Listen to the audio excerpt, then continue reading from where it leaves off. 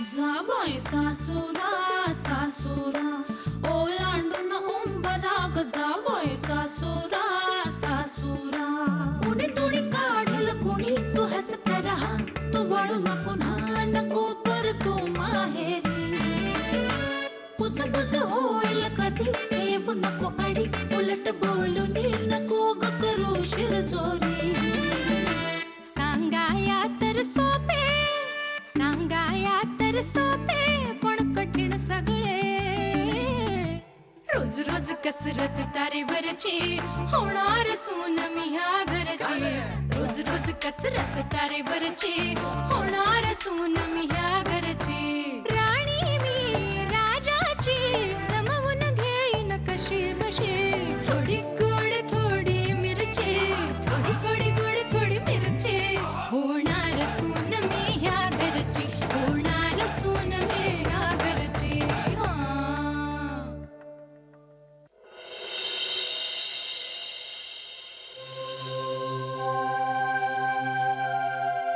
वहिनी, श्रीचं आपल्या सगळं व्यवस्थित होईल ना?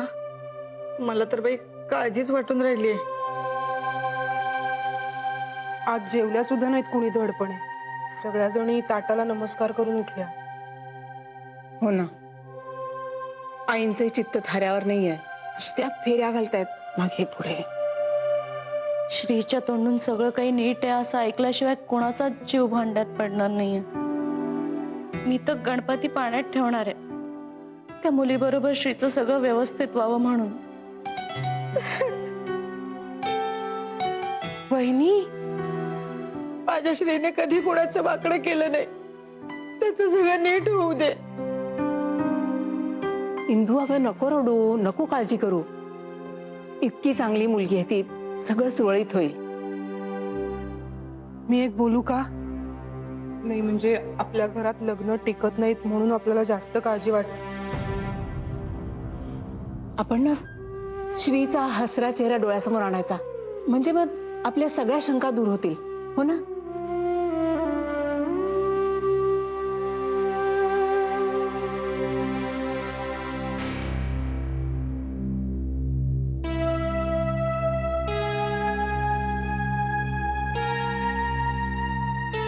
चहा अगं आई, मी घेतला असता ना, तू कशाला त्रास घेतलास? राहू दे ग, आता किती दिवसांची पाहुणी राहिलीस तू. करू दे मला माझ्या लेकीसाठी थोडं. माझं दुखणं काय नेहमीच आहे. जावई बापू भेटले होते. साखरपुड्याच्या तारखेविषयी काही बोलले का ग? हो. मलाही आला होता फोन त्यांचा. म्हणत होते जान्हवीला फिरायला नेतो म्हणून. गेला होता? जावई बापू ना म्हणजे अगदी कर्णाचा अवतार आहे. अगं 5 तोळ्याचं मंगळसूत्र करायला टाकलंय त्यांनी. साखरपुडाही अगदी आपण धामधुमीत करायचा असं म्हणत होते. मी म्हटलं नको बाई, अहो माझ्या मुलीचं पहिलंच लग्न आहे, पण तुमचं दुसरं आहे. उगाचच सगळ्यांना बोलायला आणखीन आपण संधी कशाला द्या. म्हटलं आपण अगदी घरगुती पद्धतीनेच करू. नुसतं काय करतेस? बोलत का नाहीयेस? तू असताना दुसरं कोण काय बोलणार आहे? तुम्ही ना सारखे मलाच टोमणे मारत बसा. उद्या पोरगी त्या घरी जाऊन महाराणी बनेल ना, तेव्हा कळेल माझी किंमत. ही बघ, ही बघ तुझ्यासाठी साडी आणली. छान आहे ना? अगदी खुलून दिसेल बघ तुला. नुसतं काय करतेस? आवडली असं तरी म्हण. बोल बोल. तिला हवं तसं बोलायचं, तिला हवं ते करायचं. तुम्ही जरा गप्प बसाव. जा जा त्या रघु अण्णांकडे जा. मला जरा जान्हवीशी बोलायचं. म्हणजे जानूला काय वाटतं याचं तुला काही? बाबा, आपलं काल बोलणं झालंय ना या विषयावर, प्लीज. ठीक आहे, माझं ऐकायचंच नाही असं तू ठरवलंयस, तेव्हा आता परमेश्वरच तुला सुबुद्धी देव.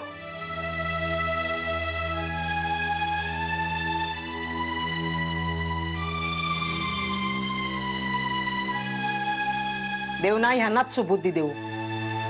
तू ना ह्यांच्याकडे काही लक्ष देऊ नकोस. उगीच वेळ जात नसतो ना म्हणून काहीतरी खुसपट काढत बसतात ते. असं नाही आई, काळजी वाटते त्यांना माझी. मला नाही काळजी वाटत. मी तसं म्हंटल का? उलट मी तुझ्याच बाजूने बोलतेय ना. हो, पण तू आज अशी गप्प गप्प काय आहेस? काही झालंय?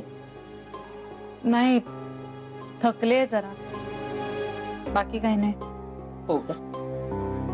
खरंच खूप थकायला होतं तुला, दिसतंय मला. मी काय म्हणते, राजीनामा देऊन टाकलास का? उद्या दे.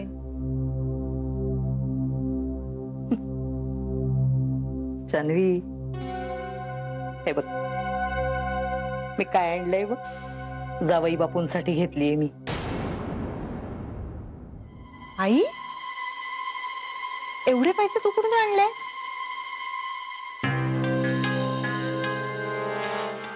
सांगते ना, सगळं सांगते. लोकांना वाटतं मी सावत्र आहे. मला कशाला तुझ्याबद्दल काही वाटेल? तू मला रोजच्या खर्चासाठी, भाजीसाठी म्हणून जे पैसे ठेवून जायचीस ना, त्यातनं थोडे थोडे थोडे थोडे वाचवून मी असे बाजूला करून ठेवले होते. मला एक मुलगी आहे, तिच्या लग्नासाठी मला काहीतरी करता येईल म्हणून. आणि त्याच्यातनं मी ही अंगठी केली. खूप पैसे लागले त्याला, थोडे पैसे राहिलेत त्याचे द्यायचे, म्हटलं देऊ हळूहळू. लग्नाचा सगळा खर्च तेच करतायत, आपण एवढं तरी करायला हवं ना. मी देवाजवळ ठेवून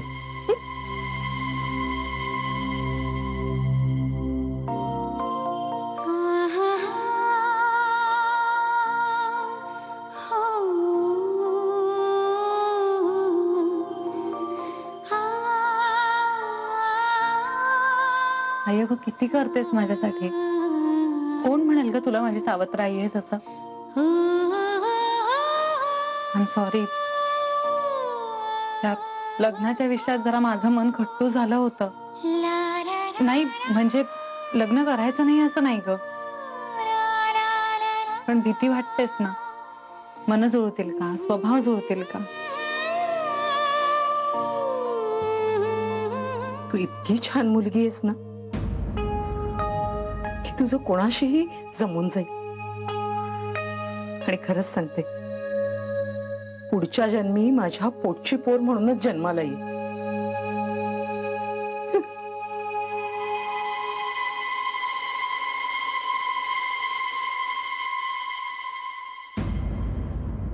अय्या, आला की हा? अरे अरे, आम्ही तुलाच फोन लावत होतो.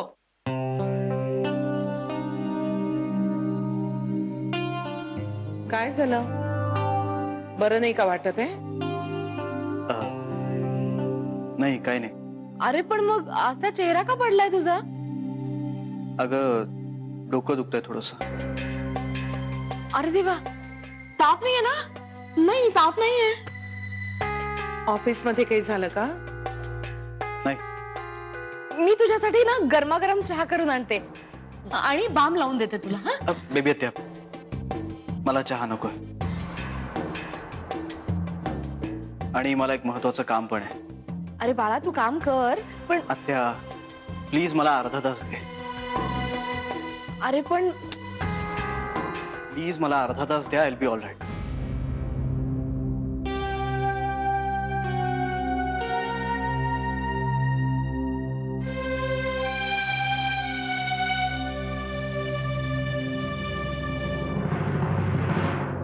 आई, याला काय झालंय? यापूर्वी असं कधीच वागला नव्हता हा.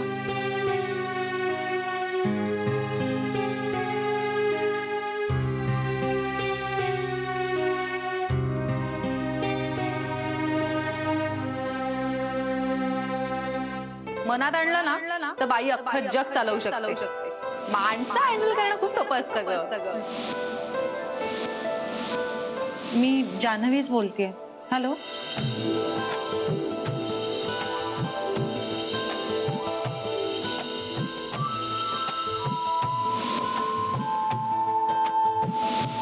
तुम्ही पण मला एकेरी नावाने हाक मारायची. पण मला ना तुम्हाला मी ज्याच्याशी लग्न करीन ना त्याच्यावरच आयुष्यभर प्रेम करेन. अरे म्हणजे माझं लग्न ठरलंय, पुढच्या आठवड्यात एंगेजमेंट आहे.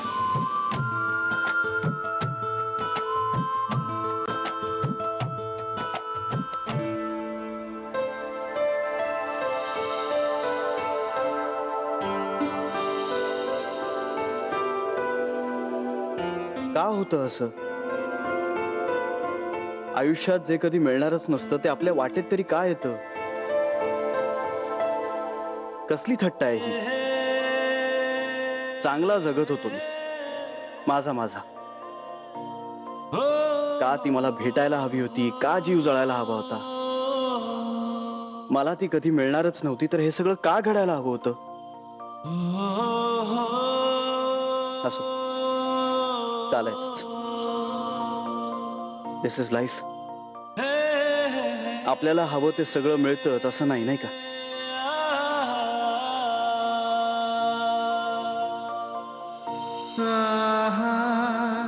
प्रत्येक आवडलेली गोष्ट आपल्या मालकीचीच व्हायला पाहिजे असं नाही.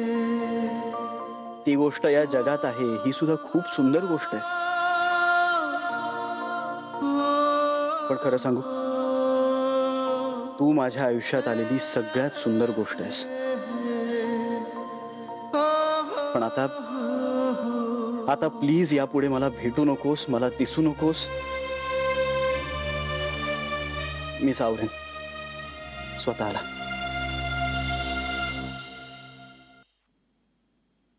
आई श्री अजून आला नाही. आलाय आलाय आलाय तो. आलाय? मग मला कसं कळलं नाही? तो रूम मध्ये गेलाय. रूम मध्ये गेलाय? आई आई काय झालंय? काही काळजी करण्यासारखं आहे का? नाही मला कळलं सुद्धा नाही. अहो तुम्ही तरी सांगायचं ना, केव्हापासून काळजीत पडले मी. नर्मदा, त्याला एकट्याला राहायचं होतं म्हणून तो आपल्या खोलीत गेलाय. एकट्याला राहायचं होतं का? कारण तुमचा श्री थोडासा वेडा आहे.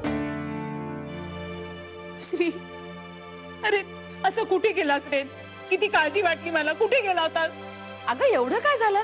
तुला न सांगता परदेशी गेला होता का तो?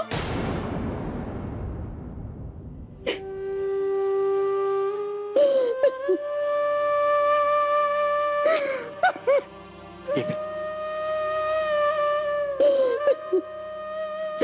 श्री, तू तुझ्या बाबांसारखं मला न सांगता कुठे जाणार नाहीस रे. तू कुठे गेलास ना, मी जिवंत सुद्धा राहू नाही शकणार. नर्मदा, शांत हो, शांत हो. मी तुम्हाला सोडून का जाईन? आणि कुठे जाणार मी तुम्हाला सोडून? माझ्या आयुष्यावर माझ्यापेक्षा तुमचा जास्त हक्क आहे, तेव्हा हे असले विचार डोक्यात आणायचे सुद्धा नाहीत. हा वहिनी सॉरी, मी फक्त गमतीत म्हंटल. बेबी आत्या, माहिती आहे सगळ्यांना. Don't worry. बेबी, गंमत करायची ही काळवेळ असते आणि आपण काय बोलतोय याचा विचार करून बोलावं माणसानं. अय्याजी, आता प्लीज तू नको ना चिडूस. हे बघ, बेबी आत्या चुकून बोलून गेली आणि आता आई पण शांत झाली, हो की नाही आई? आई, खरं म्हणजे श्री अजून आला नव्हता ना, म्हणून खूप कासावीस झाला होता माझा जीव. आणि बेबी बोलल्याचं फक्त निमित्तच आलो. नाही वहिनी, खरं म्हणजे माझं चुकलं. आई म्हणत होती तेच खरंय. बरं, आता सगळं विसरा. मला जेवायला मिळणार आहे का? मला भूक लागली आहे. अरे विसरलेस. लगेच देतो.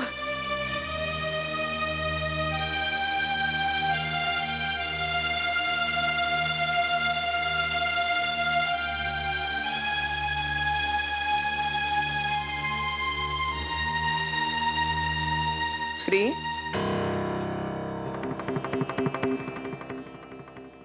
आता मला सांगशील काय झालंय ते? कुठे काय?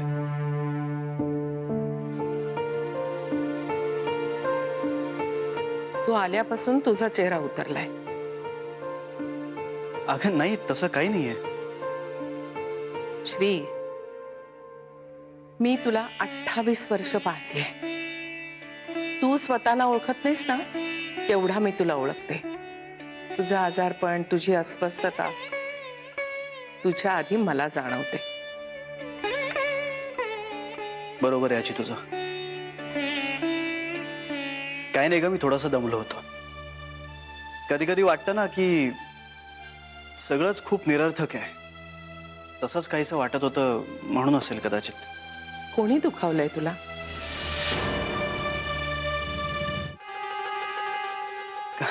काय नाही ग, कामाचं प्रेशर, दुसरं काय नाही. आणि आता मला खूप भूक लागली, मला तुझ्या हातचा शिरा खायचा आहे. ठीक आहे, तुला जेव्हा सांगावंसं वाटेल ना तेव्हा सांग.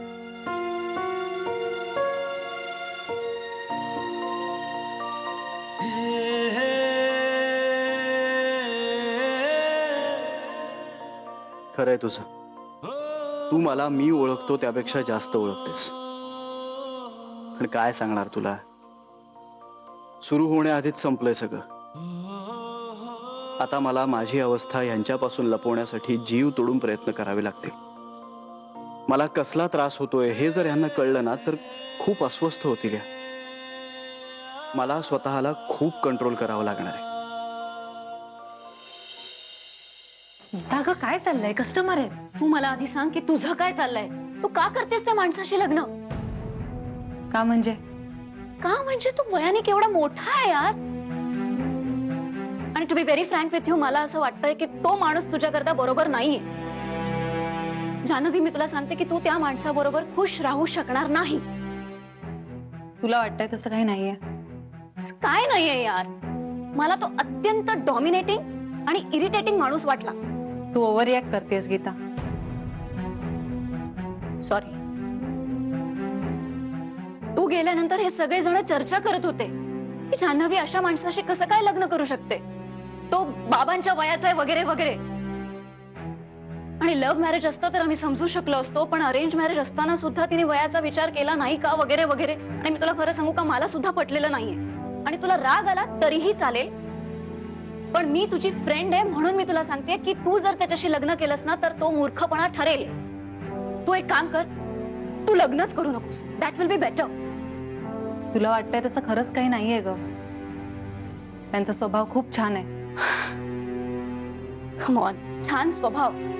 छान स्वभाव असतं तर ते तुझ्या ऑफिसमध्ये असे आले असते. आणि तुझ्या लग्नाची बातमी जी तुझ्याकडून कळायला हवी होती ती त्या माणसाकडनं कळते.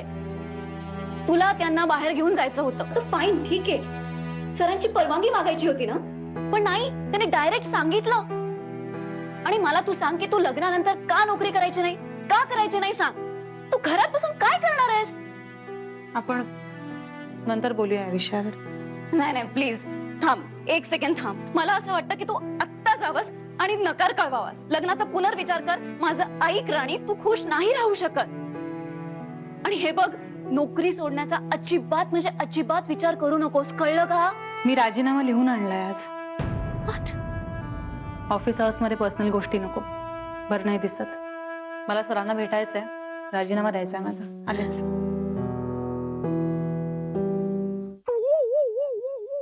मला का बोलवलं? काय? मला बोलवलं का? हो का? म्हणजे काय काम काय? हे काय? चहा.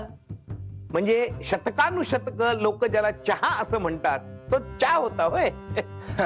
बर, साखर कुठे? साखर साखर. सकाळपासून तुमच्या बायकोचा 2दा फोन येऊन गेलाय आणि त्यांनी मला सांगितलंय तुमची शुगर वाढली आहे. त्यामुळे तुम्ही जर चहात साखर मागितली की लगेच फोन करायचा. करू? नाही, नको, राहू दे, राहू दे, हा, राहू दे. माहेरच्या लोकांना कामावर ठेवणं चुकीचं आहे. काय बोललात? नाही काय नाही, बरोबर आहे. चहात साखर नको, शुगर वाढले ना. हा, जा तू. हा, परत जर फोन आला तर काय सांगायचं? बायको माझी आहे ना, मी सांगेन ना काय ते. जातोस? ओके. कधी कधी मला प्रश्न पडतो, मी याला नोकरीवर ठेवलाय का ह्यानी मला. चहा नको तर चहा. ये ना, ये जान्हवी, ये.